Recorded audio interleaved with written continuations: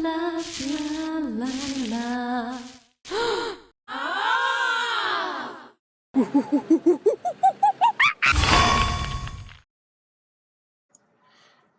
Hello, everybody. Today we're going to be going over the Medusa assets.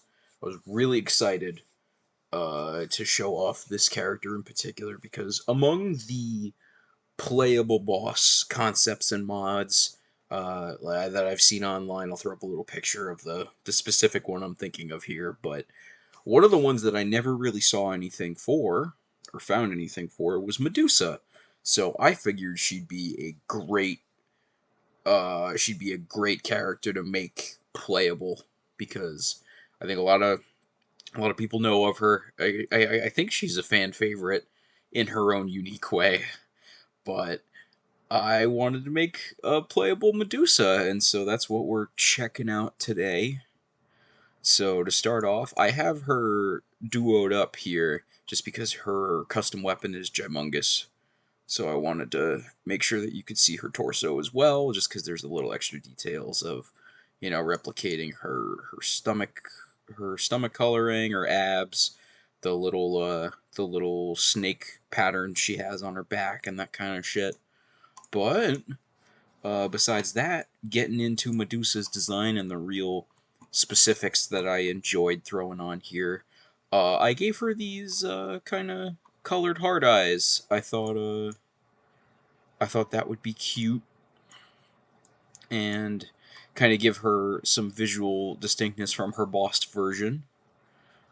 She's got these little hard eyes, a little bit friendlier, uh, not as imposing, but still kind of keeping her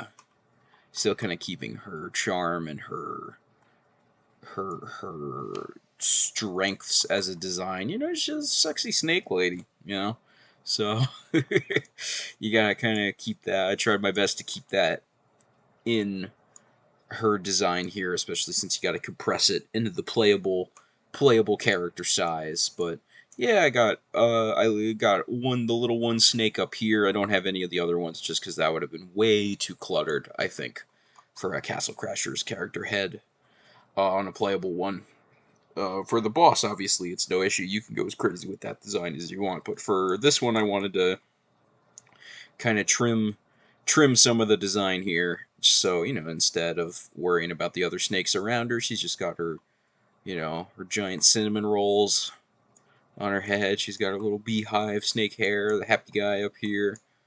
Uh, yeah, and I think another change I did opt for is that I opted to not replicate her beautiful juicy lips, and I just kind of gave her a coy little anime smirk, and just got the one little tooth sticking out.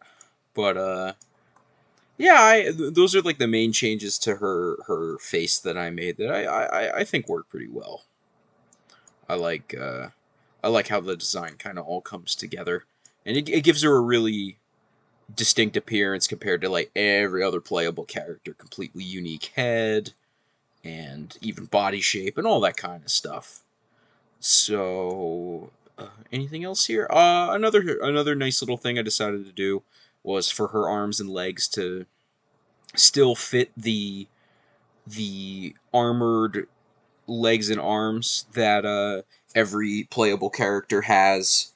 I thought it'd be nice if we could transfer her little bracelets that she has, and I made them her armor on her arms. She has like these little shoulder pads, so she has some armor on her, and then her boots are colored the same as her crazy high heel boot. I made the little circles on the armor the same color as like the fur around the top of the boot, and then I just made the actual boots themselves the same color. So besides that, and then her little custom shield here, and her custom weapon that we'll get into later.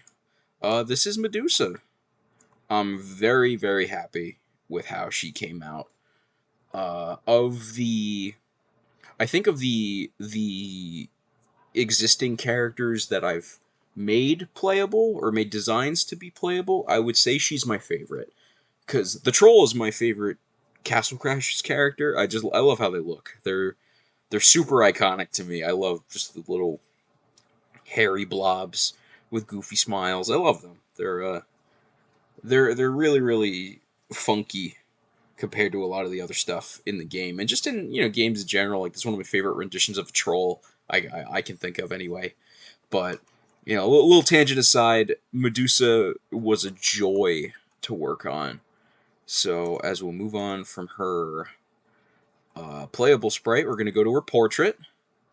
And this was one where I didn't break the rules as much as I kind of just gave some exception for her.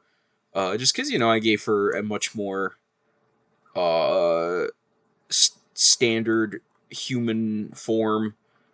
Just so, it could accentuate how different she is in comparison to, like, every other character in Castle Crashers, like, especially since she's based off of this, like, incredibly, like, feminized, form of this snake lady with a huge dumpy, and so I wanted to kind of keep that in her portrait, and, get some funky stuff here. I got her armor and her shield shining, I got the one eye, one eye closed, one eye open, kind of seductive look.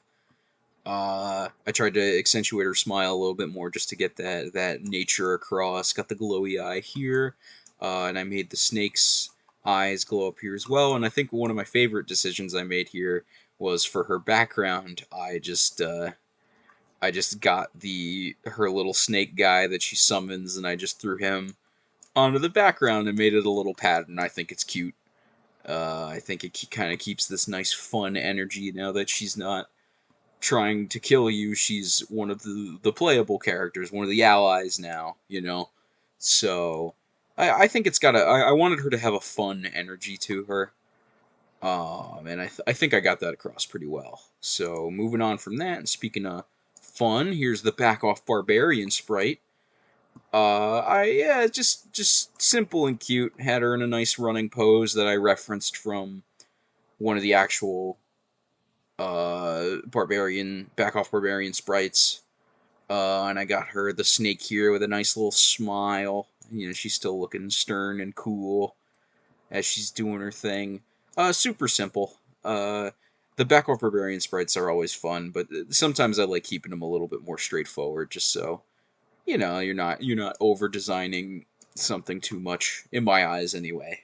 But after that, as always, what happens when we take this beautiful snake woman and we feed her a sandwich?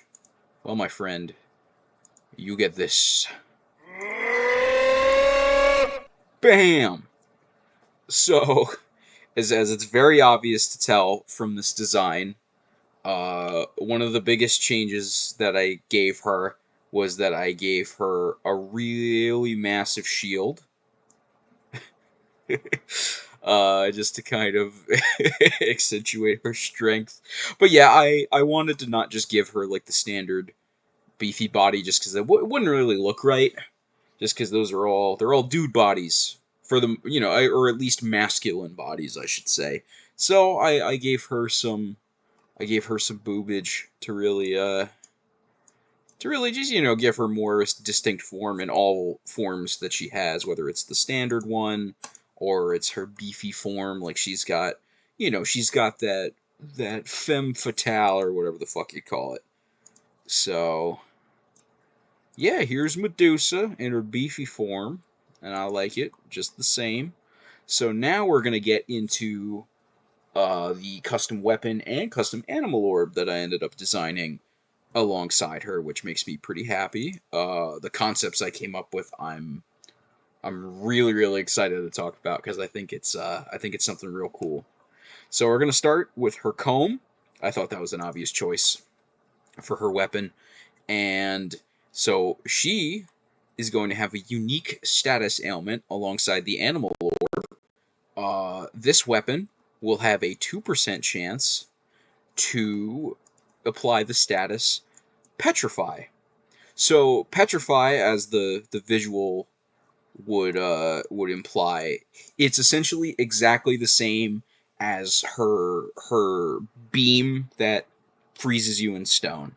So it's essentially, I think functionally, it would be kind of a reskin of Freeze, but a distinct visual. I think that would be so sweet, especially since we're getting a playable version of her. I think it'd be really cool to incorporate um, her super distinct attack, which is her freezing beam that puts you in stone. I mean, it's the classic. It's the classic Medusa ability. So, since it wouldn't be like I can't mod that magic into existence. I'm not a modder. It's a lot of my stuff is art. That's what I do. So I think if I can't mod her magic to work that way, I think it'd be pretty cool if her weapon did that. So she's wielding her comb, her trusty comb, that's going to have a +3 in strength, magic, and agility. So this is a pretty strong weapon, I think. It's not in like the top tier of like the +5s, like the club and all that kind of stuff, but I think it's still pretty strong, especially considering it has a unique effect as well, which you get a decent amount of bonus effects on weapons in the game, but this one's completely original. And I think 2%'s a fair rate. I think that's fine. But yeah, I thought the comb was a no-brainer. Like, what other weapon in my mind? I don't think you could really give her. It's the thing she was holding from her boss fight. Like she throws that on the ground. I'm like, that's perfect. That's a perfect weapon for this game, especially with all the silly different weapon choices that are there. I think a comb fits right in perfectly. But yeah, this is her comb. This is the unique weapon with a brand new status, which I was pretty excited that I came up with because this was actually a last minute design idea that I'm super glad I came up with because I think it rocks. I think it's really cool. More unique shit to throw into the game and make it just have more content that's fun that you can mess around with, see how good it'd be in insane mode runs and all that kind of stuff. Like that's what I wanted to do. I wanted to throw a ton of ideas on the table and see what people think. That's what this whole series is for. So, moving on from the comb, we have the custom animal orb, the snakeling.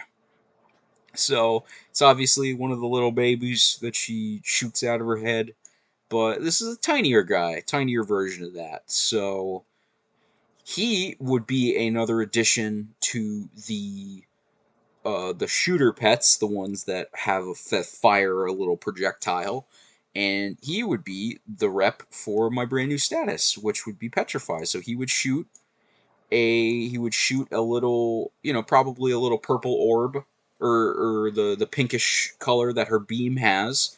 You'd fire the little orb. It would hit, do a little bit of damage, and then petrify them. It'd be a guaranteed petrify. Uh, but I think the way that you balance out something like that is that he'd probably have like the slowest firing rate of all the pets. And I thought a little cherry on top is a 2% boost to magic. Just so he's doing a little more besides just the shooter. But yeah, this is Snakeling. Super super straightforward little guy here. But yeah, I love him. I love his smile. I think having that floating behind Medusa in gameplay would be perfect. I think that would really just put a nice little bow on this whole package of content. Is that she had a little buddy running around with her, helping her out, and I think that really sticks out to me. I think that'd be cool. So that pretty much wraps it up for Medusa. I want you guys to let me know what you think.